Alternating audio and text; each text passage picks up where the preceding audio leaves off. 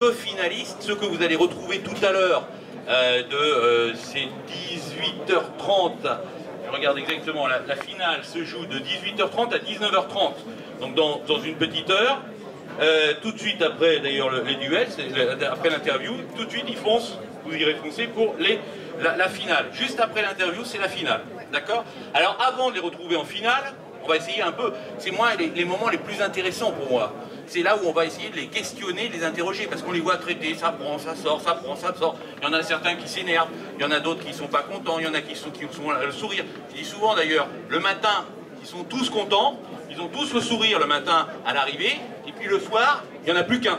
Il n'y en a plus qu'un qui a sourire, ils font tous la gueule. C'est chaque année pareil. Donc évidemment, bah oui, c'est un trading, c'est un peu un jeu, mais en même temps, eh ben, ils essayent de gagner. Donc il y a les deux, ça joue évidemment. Bon, ok. Alors là, on a les deux finalistes. Pour la première fois, on a Maxime Milican, qu'on applaudit bien fort, de Diamond Trading Academy, qui donc s'est hissé au final. C'est pas la première fois qu'il fait les duels.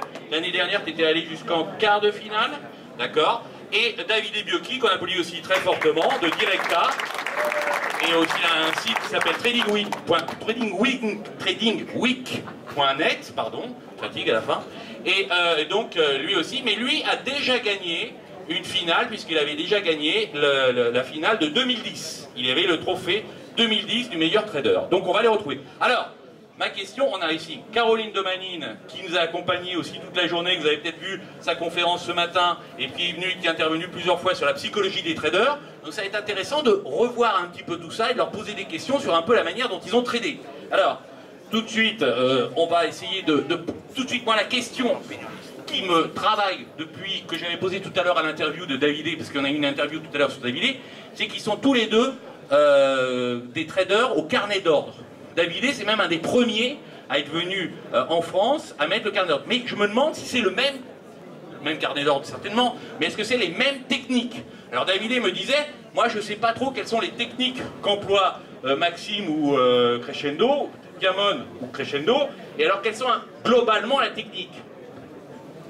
Bon, je vous présente toi aussi. Bonjour à tous, donc comme l'a dit André, je m'appelle Maxime Milican, j'ai 31 ans. J'ai commencé sur les marchés en 2008 dans un fonds d'investissement à Amsterdam. Donc c'était une société qui faisait pas mal d'activités, une activité de prop trading sur carnet d'ordre exclusivement. Vandermeulen, ouais. Une activité de brokerage, une activité de market making. Donc moi j'étais recruté pour... De zéro, tu as commencé là? De zéro en fait, j'avais un background de quoi? J'ai une formation en finance, un bac plus 5 de l'SLSK d'ailleurs qui a le stand dans le salon, Georges Castel. Donc une formation finance de marché pure, grâce à laquelle... Donc pas du tout le marché, pas du tout l'analyse technique, pas du tout le trading... Si, c'est une formation où on apprend les maths financières, on apprend les matières premières, on apprend l'analyse technique, on apprend beaucoup de...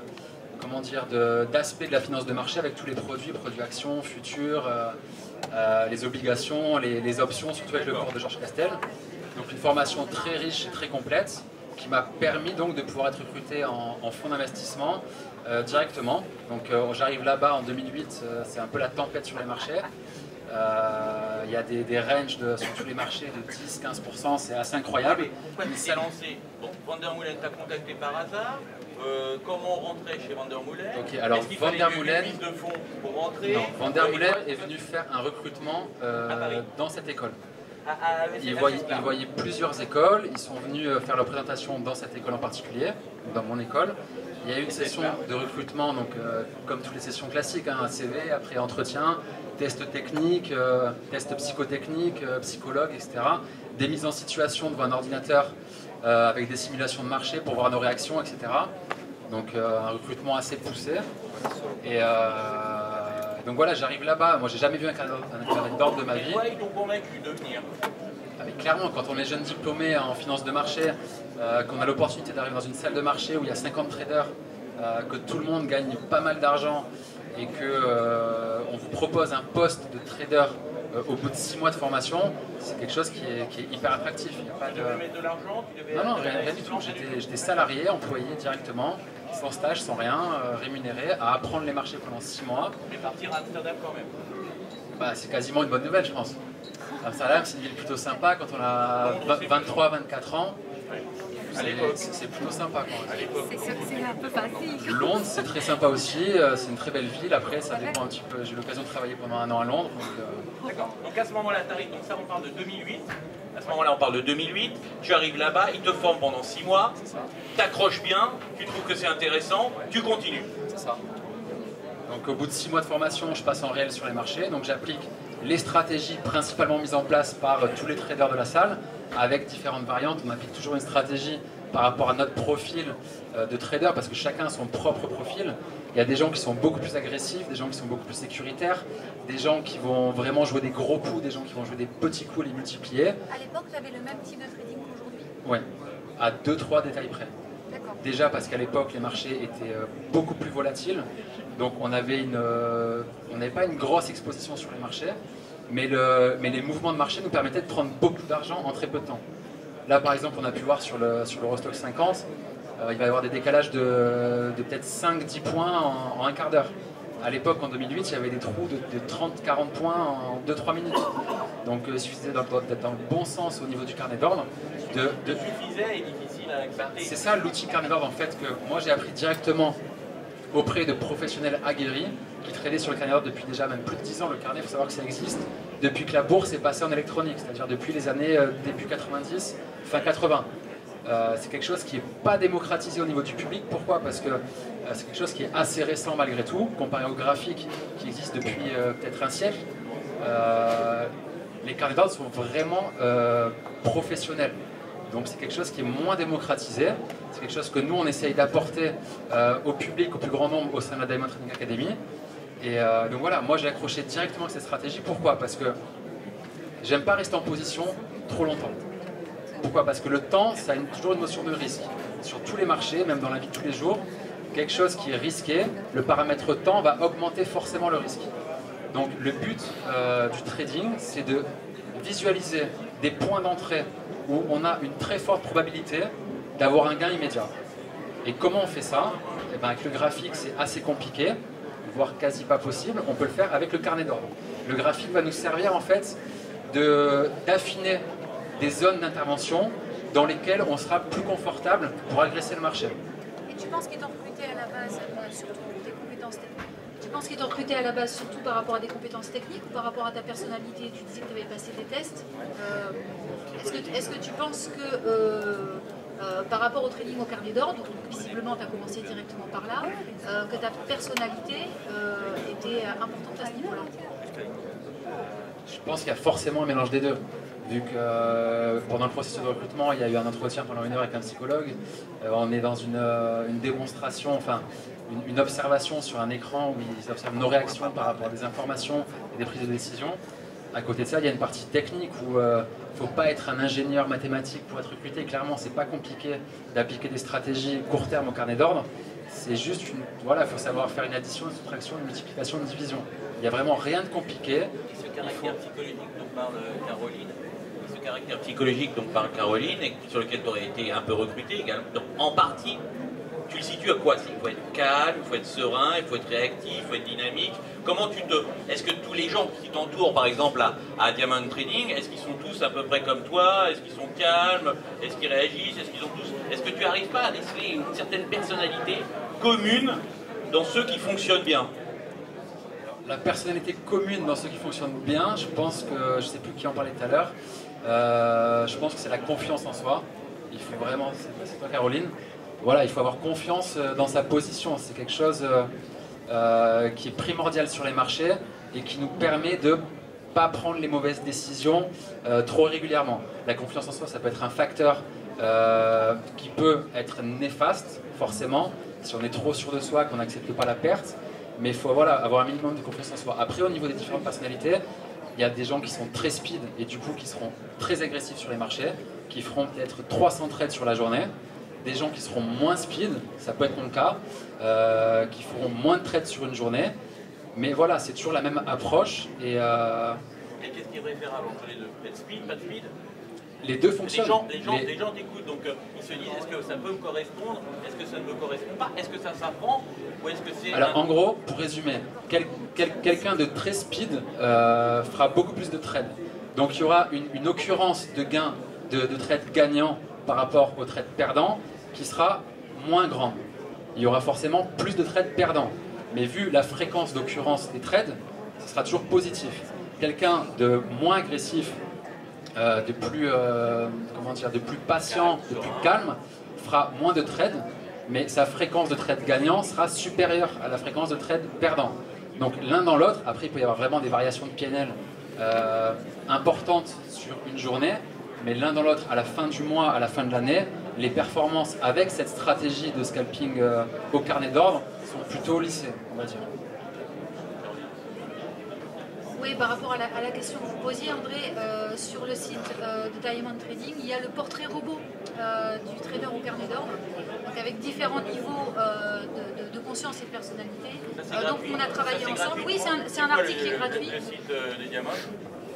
Alors on a le site de la Diamond Trading Academy où vous pouvez retrouver donc, nos différentes offres, à savoir la live radio. Donc la live radio, c'est un outil qui est vraiment indispensable pour les traders qui sont indépendants, qui sont un petit peu isolés, qui n'ont pas vraiment accès à un flux d'informations en temps réel qui permet d'avoir les news et pour prendre les bonnes décisions. Voilà, il faut savoir que dans n'importe quelle salle de marché, dans n'importe quel trading arcade, partout dans le monde, il y a un flux d'informations en audio en permanence. Pourquoi? Parce qu'un trader, il est concentré sur ses positions et il a besoin, à l'instant T, de savoir s'il y a une news dans le marché, que ce soit une news économique, une news politique, une news monétaire, etc. On peut avoir des flux d'informations gratuits en écriture, enfin de manière écrite, mais on n'est pas vraiment concentré. Un flux d'informations audio, on n'a pas besoin d'être concentré sur l'information, on a juste à l'écouter en fait. Et c'est ce qui nous permet d'avoir la bonne réaction au bon moment de manière très rapide. Et donc ça n'existe pas en français, parce que toutes les offres de live radio sont en anglais. Au sein de la Diamond, on propose un service donc, de traduction de toutes ces news en temps réel, qui peuvent permettre à tous les traders isolés ou non, qui ne parlent pas forcément anglais, d'avoir un outil à disposition pour prendre les meilleures décisions possibles. Première chose, si tu dis, c'est en français. En français, bien sûr. D'accord. Deuxième chose, oui, mais c'est payant. C'est un truc payant. Est-ce qu'on peut faire une démo? Alors parce que ici les gens s'intéressent, ils te voient pour la première fois, ils voient du trading sur un carnet d'ordre, est-ce que ça peut me correspondre ou pas? Voilà ce que je pose, les questions simples. Donc, est-ce qu'on peut faire des essais sur le site de Diamond? Alors d'abord, vous êtes positionné à Nice. Ouais. Alors donc il faut aller à Nice, ou est-ce qu'on peut le faire par virtuellement ou par exprès? Et sur le site, qu'est-ce qu'on peut trouver d'abord gratuitement pour se donner une petite idée? Donc le portrait robot, j'ai entendu, c'est gratuit le portrait robot. Donc le Diamond, vous pouvez retrouver, en cliquant sur Diamond Trading Academy, vous pouvez le trouver dans la liste des exposants sur le site du salon. Vous cliquez, toc, vous retrouvez directement, sinon vous cherchez sur Google, Diamond Trading Academy, vous allez trouver. Mais sinon, en cliquant sur le logo de Diamond parmi la liste des exposants. Alors, ces éléments-là, d'abord gratuitement, une première étape, celui qui veut se tester, qui veut avoir des idées là-dessus, il fait comment? Alors comme l'a dit André, vous vous connectez sur le site de la Diamond, on a un stand juste là, vous avez tous les fly disponibles, les cartes de visite, etc. Donc le site c'est www.diamond-trading-academy avec un y.com. Sur ce site, vous allez avoir différents outils à disposition de manière gratuite. Donc déjà, on a un calendrier économique qui peut vous permettre de voir toutes les publications de chiffres à venir sur la journée, avec la publication de ces chiffres en temps réel. Et vous avez notre live radio, qui est un outil qui est gratuit, qui a été mis en place depuis plus de 6 mois maintenant, qu'on a amélioré au fur et à mesure du temps, en prenant les retours de tous les auditeurs qui nous suivent depuis le début. Et c'est vraiment un outil qui est gratuit pour le moment, donc je vous invite vraiment à aller l'utiliser. Ça démarre le matin à 9 h. Et ça se termine le soir vers 17 h 30 à la fermeture des marchés actions. Qui le tient? Comment ça fonctionne? Alors c'est quelqu'un qui fait partie de la Diamond Trading Academy, qui s'appelle... c'est un de nos employés qui s'appelle Stéphane, pardonnez-moi, et qui s'occupe de la live radio exclusivement toute la journée, qui trade un petit peu en parallèle, mais voilà, qui est là vraiment pour vous fournir les meilleures informations possibles en temps réel. Et ça c'est gratuit pour l'instant, donc dépêchons-nous, ça peut devenir payant bientôt. Pour l'instant c'est gratuit. Donc dépêchons-nous d'y aller pour tester. Ce sera gratuit encore pendant un certain temps, on va dire. C'est comme le flux de canon, d'accord, mais c'est pas trop. Voilà, c'est quelque chose qui est gratuit pour le moment, encore pendant plusieurs mois, il n'y a pas de souci. Venez l'essayer, donnez-nous vos retours d'expérience, ce que vous trouvez de bien, de moins bien, etc. Il n'y a aucun problème. C'est quelque chose sur lequel on va être amené potentiellement dans le futur à vous donner des entrées en position de certains de nos traders. Et c'est un outil voilà, que vous avez à côté de vous à portée de main gratuitement, de manière permanente, toute la journée. Alors sur le site, on a quand même aussi des webinaires, voilà, des explications, parce que alors, les gens là, le trading sur carnet d'ordre, ils ne savent pas trop ce que c'est. Et alors justement, c'est la question que je voudrais poser un peu, la différence. Je sais que le carnet d'ordre, c'était plutôt les actions. Est-ce que vous, c'est plutôt les futurs? Est-ce que ça peut s'adapter, etc. Est-ce que les mêmes types de carnet d'ordre? Donc, sur le site, on peut trouver des explications, des webinaires faits par Marc-Antoine, des explications longues, on peut lire, on peut apprendre. Est-ce qu'il y a des livres là-dessus? Est-ce qu'on peut se former? Les gens au début, avant, il faut qu'ils commencent à goûter un petit peu avant de s'inscrire ou d'aller au restaurant. Donc, donc à ce moment-là, et comment on peut comprendre, comment on définirait le carnet d'ordre? Qu'est-ce que tu as appris, par exemple, de vraiment qui t'a marqué le plus quand tu es allé chez Vandermeulen à Amsterdam? T'es arrivé, bon, tu connaissais, tu commençais à toucher un peu le graphique, tu as fait des trucs à droite à gauche, tu as expliqué différentes choses. Tu as dit, ah là vraiment, c'est le cœur du carnet d'ordre. Alors, on peut l'expliquer rapidement, même si ça demande une formation, mais globalement, c'est quoi? Et là, c'est intéressant. Le cœur du carnet d'ordre, clairement, c'est de voir à l'instant T qui fait quoi. C'est-à-dire, quels sont les gros intervenants à l'achat, quels sont les gros intervenants à la vente, où sont les points de tension, de bataille entre les acheteurs et les vendeurs, pour pouvoir intervenir avec les grosses mains et profiter de ces zones de bataille pour rentrer, sortir. Un très bon trade, il peut être fait en 3 secondes, clairement. On en a fait quelques-uns, une bonne partie des traders ont fait quelques trades sur le DAX. Ça rentre, ça sort en 3-4 secondes, ça prend 100 €, 200 €. Quand on a vraiment visualisé le bon timing et le bon point d'entrée, le gain il se fait immédiatement. En général, en moyenne, un trade en scalping, ça va durer, allez, 1 minute, quelque chose comme ça. Tout dépend si on traite sur des carnets très rapides, comme le DAX, ou des carnets